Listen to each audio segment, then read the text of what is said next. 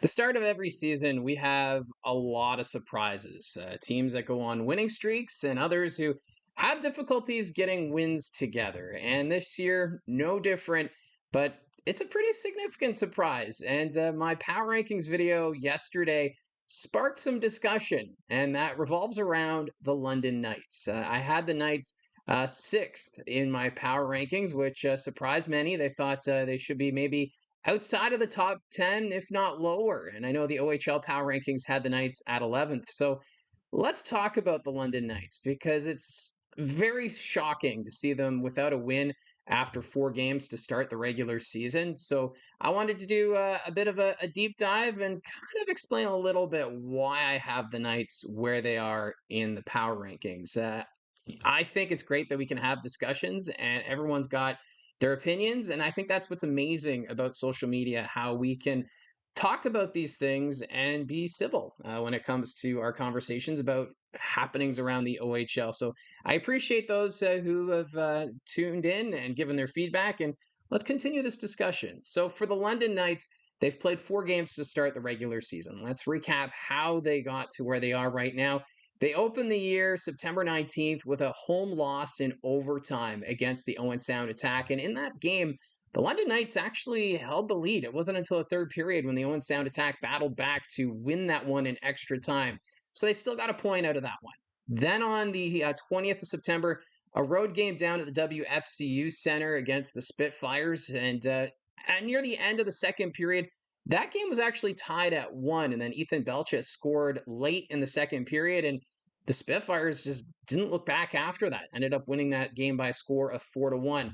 This past weekend, they were home to the Brampton Steelheads. They had the lead in that hockey game, but then Brampton, with that 2-1 advantage, they held on. It was a nail biter of a finish for that hockey game, and the Knights going down 0-2-1 at that point. And then on Saturday, down in Erie, Pennsylvania, two teams that were still looking for their first win of the regular season. It looked as though the London Knights were going to get that first win in that third period, but then Erie, with a goal from Gabriel Frasca, tied it up, forced overtime, and then Frasca again gets the game winner in overtime. So it was a 4-3 final, and the Knights 0-2-2 is their record. They still have 2 points. So 3 out of those 4 games were all 1-goal differentials. The Knights, they were in it in all 3 of those matchups. The thing that stands out, though, is the fact they only have 7 goals for. That's tied with the Sudbury Wolves for the lowest goals for in the Ontario Hockey League. But when you look at their goals against, they've only given up 13, which is in the top half of the OHL for goals against.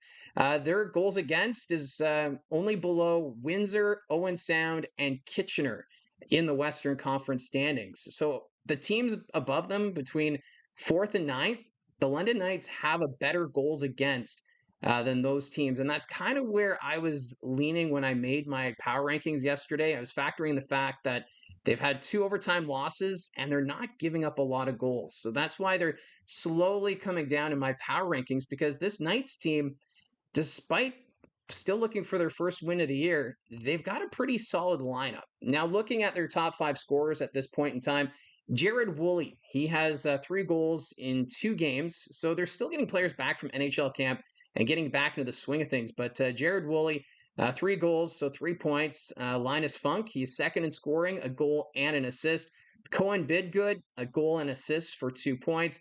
Jackson Cover, the rookie, he has just 1 goal. And then Logan Owery, 5th in scoring with 1 goal. So you see Henry Brustevich, he's missing here on the score sheet. He's appeared in 2 games.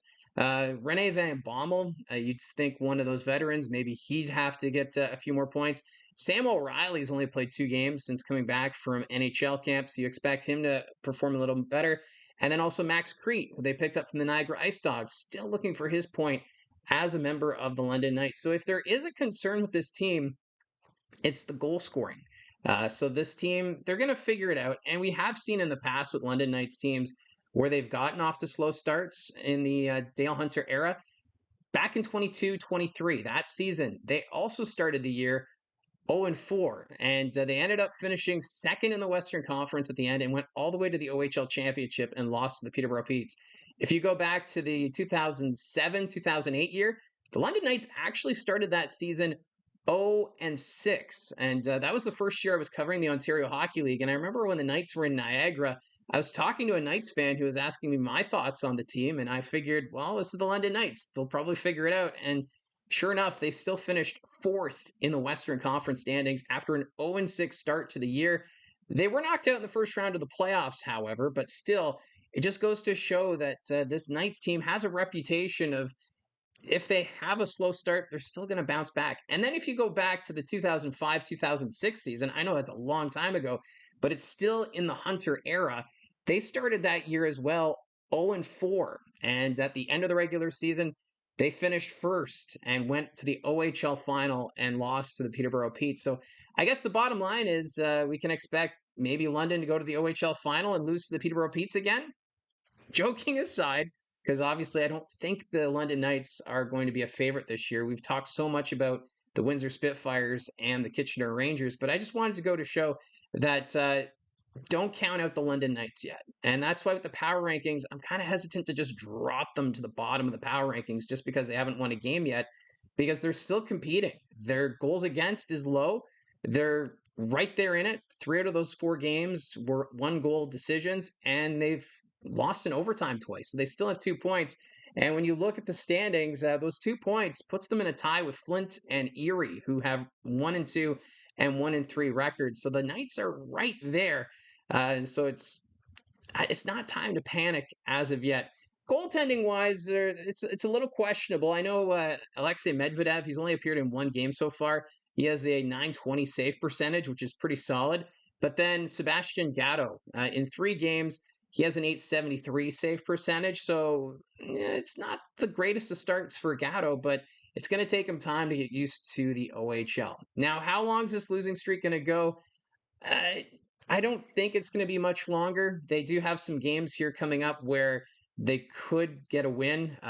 For instance, this weekend, they're home to the Flint Firebirds on Friday. Flint, just 1 win so far this season.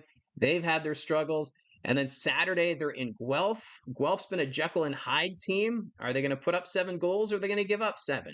We'll have to wait and see on that front. And then they're home to the Erie Otters on Friday, October 10th. They're home to Sarnia on October 11th. And then it's the rivalry weekend with the Kitchener Rangers, which that series should still be fun. Either way, if London still hasn't won a game by that point, you know they're going to be competitive. But that's going to be October 17th and 19th. And then once we're at October 19th, the Knights have played 10 games in the regular season. So if London is, say, 2-8 or 3-7 come that time, yeah, I think the Knights, there's going to be some serious questions about this group and whether or not this team will be competitive in the Western Conference. But I think until we get to there, don't count out the London Knights. And I guess that's why in my power rankings, I'm not saying that this team is in free fall.